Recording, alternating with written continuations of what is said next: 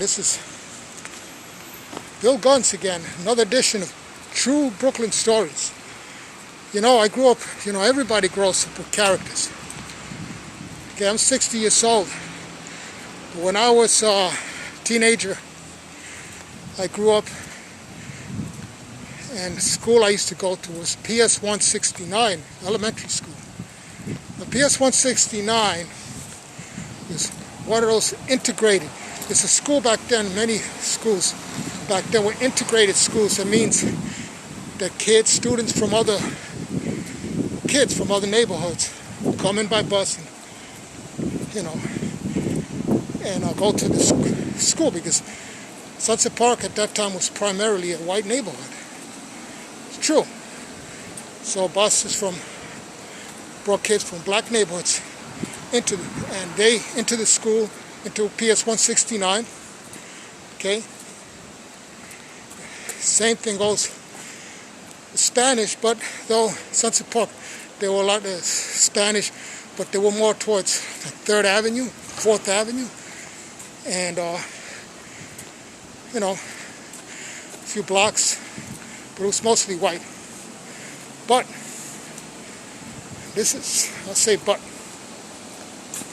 for some reason, I don't know what was in the water, or what it was in the cereal, because back then, let me tell you, even Coca-Cola allegedly had cocaine leaves in it. So you can imagine us kids who were innocently taking things that were pretty strong, Coca-Cola with cocaine leaves at 9 years old. You don't know nothing.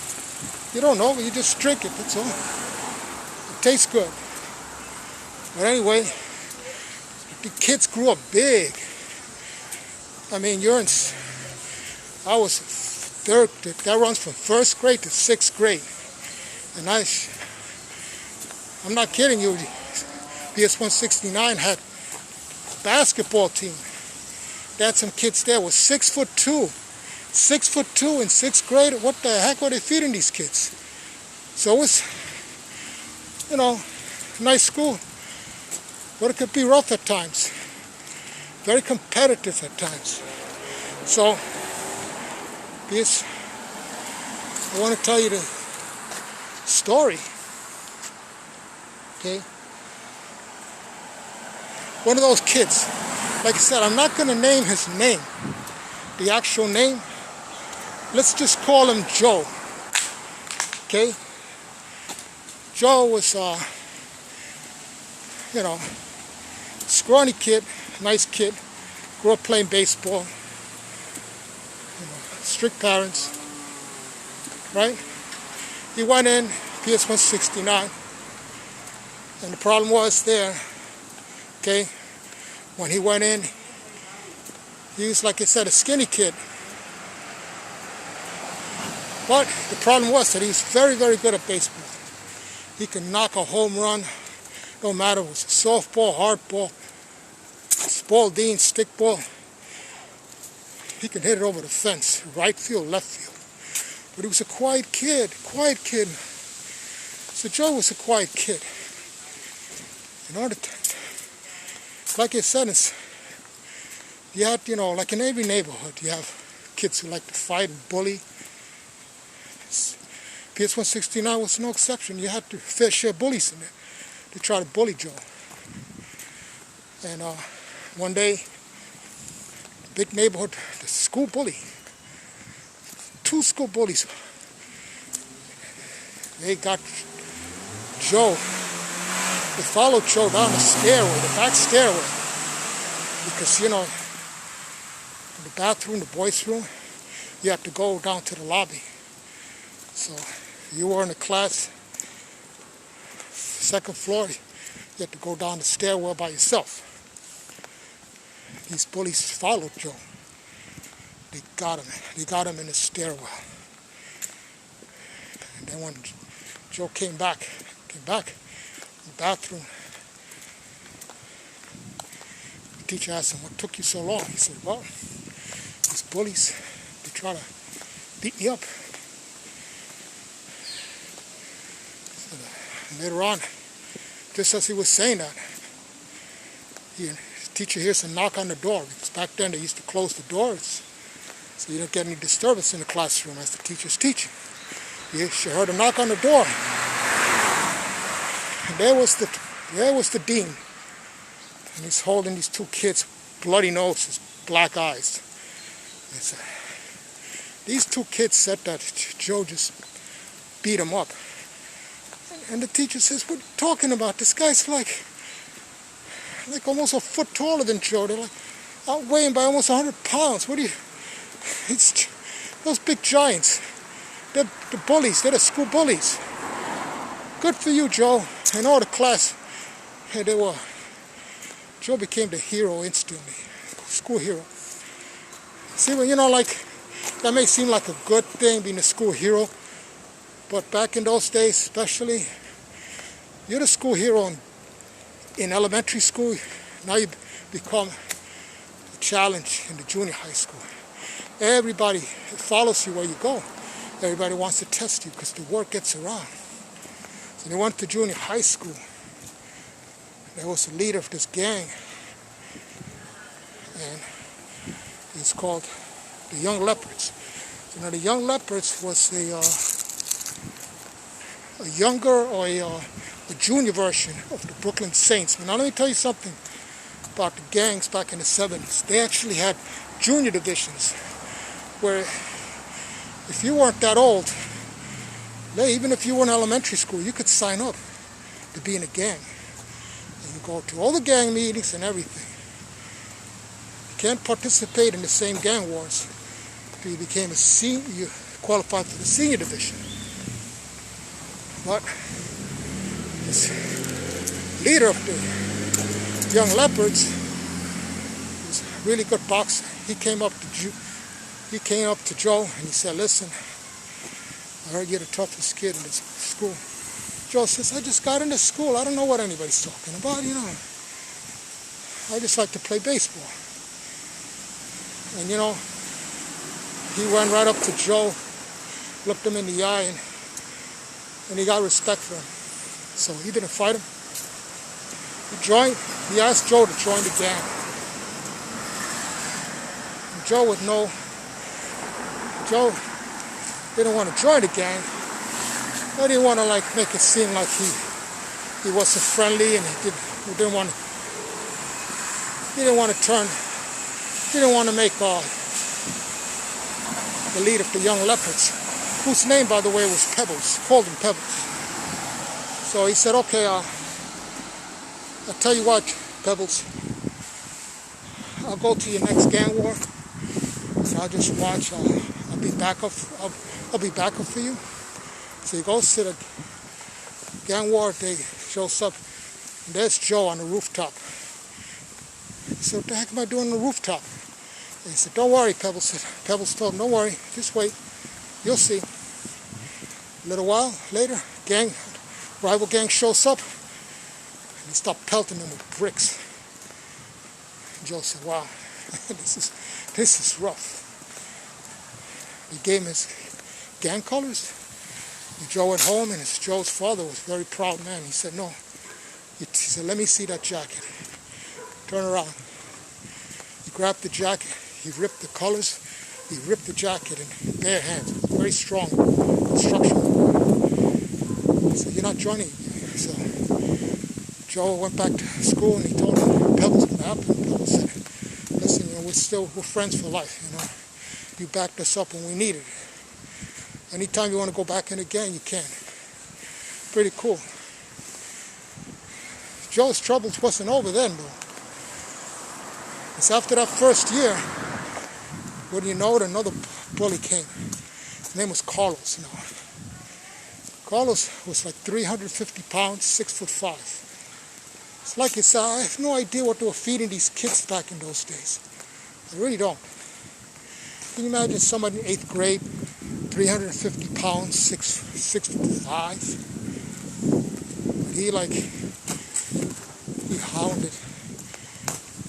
He hounded my brother and said, you gotta fight me. You gotta fight me one day.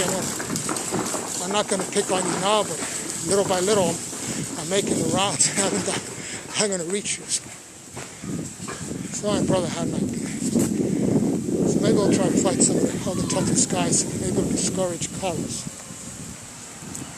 By the time he got in 9th grade, he thought he did enough to discourage Carlos. Big fat Carlos, 350-pound giant. This is like Jack and the Beanstalk.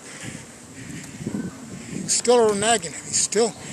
He got my brother in the school year. He got, well, my brother. That's just a term. He wasn't actually my brother. Joe, he got Joe in the schoolyard. And he said, you know, school's almost over. You're not getting out so fast. I got you now. Now, right? I got you now. So he says, now we're going to have to fight. So he starts, Joe turns to him a swift, about face, and he starts running away. And he says, oh, look at Joe. Joe's a chicken. I can't believe this is shocking. I thought Joe was the toughest guy in the neighborhood. He's running away. Little did they know, Joe was laying a trap for big giant Carlos. He ran all the way outside the schoolyard. And they said, oh no, he's just going home. Big chicken. Chicken Joe. We know what to call him now. Chicken Joe. Carlos followed him right into his trap outside. As soon as Joe passed the car, he leaped as quick as a cat. And he jumped on the side of the car, almost up to the top of the hood, pushed off with his leg, turned around, and smashed the big giant Carlos with an elbow on the forehead. We kids used to watch wrestling, so I know he must have picked that up from WW. Back then it was WWF, professional wrestling. Just moved right out of like Antonino Rocca. He smashed big giant Carlos with a forearm, elbow. Big Carlos went dizzy. And Joe laid it on him. Oh my goodness. All of a sudden, people that had never seen hands like this, like left hooks to the belly, to the temple, to the right of the side of the temple, to the nose. And big Carlos was wobbly and his nose was bloody, and he put up his hands and he said, I got news for you. He said, no mas. Yeah, this was way back before Roberto Duran, Sugar Ray Leonard. He said, no mas. And that was it. So now Joe was still the champion. He's still the hero, neighborhood hero. He beat up the bully again. See, Joe didn't like to fight, but he loved to put bullies in their place. You know, but Joe took a turn for the worse after that, because when he went to junior high school, it was a shambles. We're talking about John Jay High School back in those days.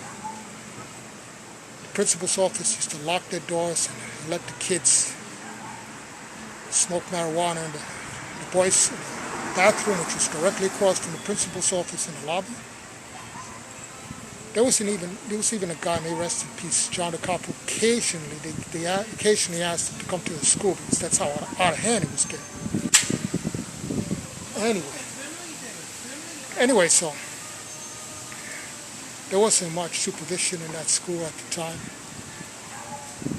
and so it's easy to play hooky. So Joe, that's what Joe did. There were a lot of places to play hooky. You know, a lot of parks, Sunset Park. But Joe used to have friends in, like I said, Dyker Heights. Used to have a lot of Irish, tough Irish and tough Italian powerlifting friends, because Joe started lifting weights, putting on some muscle at the local Y. There was a YMCA on 9th Street, which was 9th Street and 5th Avenue, which is near John Jay High School, which is on 7th Avenue, 5th Street.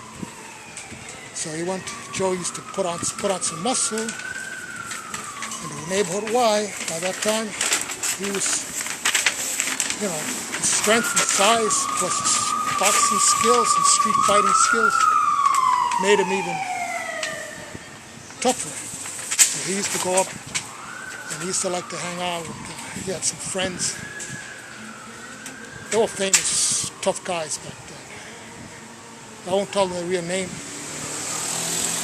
But let's say Jack was only like 5'8". I'll tell you something about Jack. 5'8", but the doctors in my mom at his hospital said, thanks to Jack, we get most of our customers in emergency room. So Jack used to beat him up bad. These are the type of friends that Joe used to start hanging out with, you know? And so, you know, lo and behold,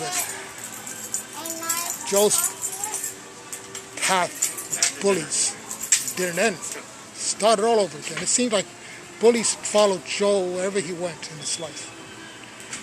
There was this neighborhood bully he grew up with. And let's say the bully wasn't really like that much. He was a pain in the ass, but when he got big, got like a teenager, that bully was really big, strong. He started lifting weights too. And, you know, thing is that he became friends with Joe. They formed like a team. And they got tired of the neighbor. They got tired of just like hanging out in the corner, or there was two luncheonettes that sold fountain sodas, and they would hang out in there, put on rock and roll. It wasn't a bar. There were 3 bars there in Sunset Park, but they like to go to the luncheonette. They drink the fountain sodas for their protein, the milkshakes, get big, play rock and roll. They discovered Manhattan. One day they went into Manhattan, to the subway, and a big guy with a leather jacket, who knows, he played sports too, football or whatever. He bumped into, I think Joe may have grazed him or something, his shoulder. It's in rush hour. The big guy takes a swing at Joe. Joe flips him, grabs him, another W. This kid's learned wrestling from WW, I don't know, from professional wrestling. Gave him a Bruno Sammartino body slam that went sailing through the air. His friend grabbed him. Next thing you know, well, you just figure this. 2 powerlifting, 2 muscled up kids, like 180, but I'm talking about with 17-inch arms, simultaneously pounding this guy's face. He didn't look pretty, and within a matter of minutes, he was a bloody mess. It was a horrible scene, you know? But, you know, this Joe, you know, he went from being a nice kid who just stuck up for himself against bullies, and now he got a taste for the violence, taste for the street. That's a very, very, very tempting thing. The street's a very tempting thing. Especially in those days, in the 70s, you go to Times Square. He discovered Times Square. So the women, there were plenty of bullies. What Joe didn't like them was the pimps. They were dangerous. I mean, you just don't go up to a pimp. You could get shot in those days. But Joe fell in love with a hooker. Go figure. She was young, attractive, probably a runaway. She told Joe, look, this pimp he brought me into this life, but he's a nice guy. So Joe said, let me take me to meet this guy so I can say hello. Take me to meet this pimp. So Joe goes up to the pimp's hangout, headquarters. Now, let me paint this picture for you, because back then, you know, there were a lot of abandoned buildings. Especially, you know, around Hell's Kitchen they had like this. It's buildings that they were very long corridors. I don't know if you've seen that movie, Taxi Driver. goes into a building, a long corridor. They're all like that. Very, very desolate. And they're very spooky. You go in there, you don't even know anybody could jump out of the corner or anything. He goes in there by himself. Joe goes in there by himself. Knocks on the door. I mean, it takes some nerve. See, what happened with Joe's problem was that he became a thrill seeker, got in his blood. So from this little kid who used to go to Sunset Park, PS 169, he became this thrill seeker who, who was just wanted to taste the excitement. But one thing that drove Joe, that's still that childhood thing that drove Joe's going against bullies. And his pimp is viewed as the biggest bully.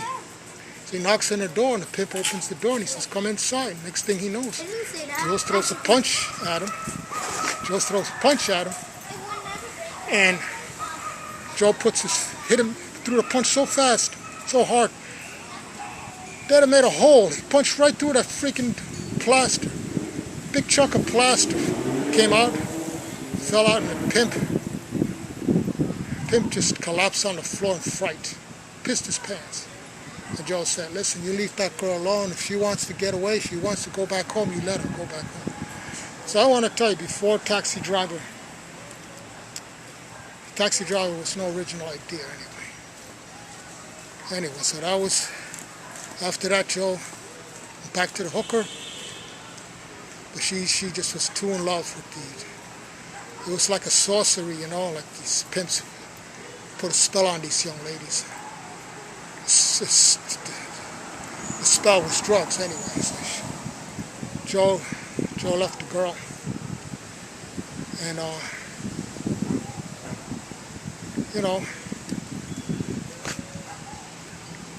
he was like depressed. He was drinking one day, went to Penn Station, Port Authority. They had all kinds. Still this day, you go to Port Authority, you don't know who runs it. But anyway, there's Port Authority, sees this guy, 220 pounds, solid muscle, sleeping on his feet. Yeah, the guy was totally asleep. But he's on his feet. This guy had muscle like Tony Alice, black guy, tough, thick arms, like pythons. And he wakes up because my brother went up to him and says, "Well, you okay?" He knows my brother had muscles too, and he says, "Hey, okay, you drinking?" He said, "Oh, you're drinking, you want to drink?" Yeah. They became drinking buddies. Little did Joe know that this guy's name, he allegedly called himself Mad Dog. He invited Joe to rob a store. So they went and he said, pick something. They did like a 2 or 1 with their fingers. They chose, out of all things, they chose a jewelry store in Madison Avenue. So there they are, robbing a jewelry store in Madison Avenue. And I'm not going to go into the details, but they didn't get away with it. But Joe found himself behind bars. So now we're talking about, Joe, this little kid, a little muscle, grew up to teenage, pretty tough teenager, but now he's in the big time. And he still didn't like bullies. And of course, Rikers Island is full of bullies. They got him in the shower one day. And Joe had heard stories about what not to do in prison. And one of those things, don't pick up the soap. So Joe picked up the soap. He heard somebody approach him from behind. Whack. He put that bar of soap right through the guy's eye socket. Took his eye out. Everybody else seen that, they shit a pill and they just left the shower. Next thing you know, the next day, a big guy. They called him Panama. Another guy who lifted weights. Guy could curl like 250 pounds. Barber curl. This guy Panama was it was bad news. I remember just mentioning his name in the neighborhood, and people said, "Oh, don't bring that guy. He's a friend. Don't bring him around here, please, please." They were begging. He said, "No, I don't know the guy. I just heard about him." Panama became friends with Joe. And nobody even the prison guards, they didn't. Joe was okay after that. But I mean, it's the story of Joe. He eventually got out of jail. Didn't rob any more stores.